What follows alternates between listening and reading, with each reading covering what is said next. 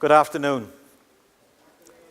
The best definition of education I've ever heard is that it's conversation between one generation and another about what's really important in life.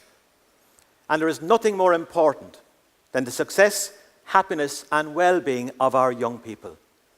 As parents and as educators, we're custodians of Ireland's most precious natural resource, our young people. So I'm sorry, I don't have a speech as such. I just have 3 things to share for you to make the most success out of life. I always do my homework. My grades have been okay. I'm always nice to teachers and I'm in school every day. But they all think I'm average. And now my parents think so too. I wish they hadn't said that because there's so much I want to do. I want to build a rocket. I've got a book that shows you how. I'll start the stamp collection. And there's no use starting now. Because since I found out I'm average, I'm just smart enough, you see, to know there's nothing special that I should expect of me. I'm just part of that majority that hum part of the bell and live their lives unnoticed in an average kind of hell. The first pillar for living a successful life is knowing there is no such thing as an average human being, and there is certainly no such thing as an average young person. We all talk to ourselves. And if you're sitting there saying, I don't talk to myself, you're talking to yourself. The most important words you ever hear in your life are the words that you say to yourself and believe. Be kind to yourself. Withholding that voice of self-criticism and engaging with yourself in a more constructive way is the single biggest thing you can do to strengthen successful outcomes in your life. For belief costs nothing, and everyone can afford it. What can you achieve in your life if you take your courage in your hands, face your fears, and simply start?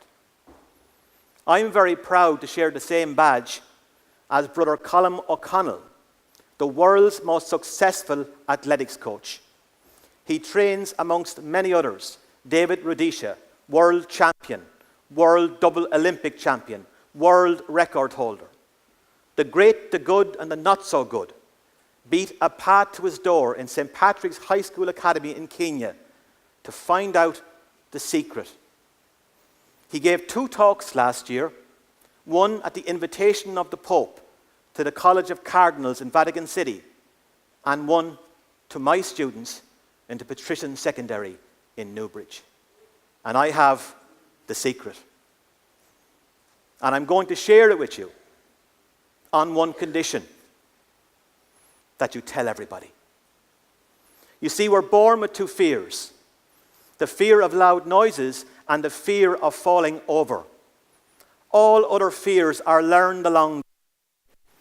The fear of missing out, the fear of not fitting in, the fear of failure, the fear of not being enough. Colm's secret: you always were enough. You always will be enough because you were born enough. Your enoughness is not something outside of yourself waiting to be discovered. It's actually inside of yourself, waiting to be uncovered and recovered.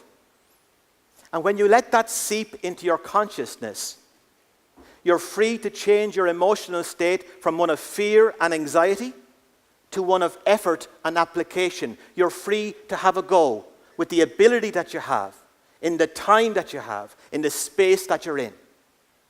So why do we struggle with happiness? I think we get used to the good in our lives too quickly and focus on life's imperfections to the detriment of this precious moment. So your second pillar for living a successful life is developing an attitude of gratitude. Lowering the threshold of what you're grateful for is the single biggest thing you can do to raise your happiness quotient. Develop an attitude of gratitude. is the best known prescription for what I call entitleitis. Be grateful. I've always thought, finally, that life is like a book. It goes by in a blur and makes no sense if it's not punctuated. The days, the weeks, the months, the years, they go by like cat's eyes on a motorway. We live in an age of acceleration, a tyranny of busyness. Instant on, instant results, instant coffee. Your third pillar for living a successful life? Slow down. Enjoy the journey. The destination will come soon enough for us all. In the rush to the next moment, in the worry about the last moment, you miss out that little piece in the middle, your wild, one and precious life. So that's it. 3 pillars. You are, you were, you always will be enough. Develop an attitude of gratitude and slow down. I was taught this by a teacher when I was your age in the last century, I regret to say. She asked us to write a 10-word sentence on the board.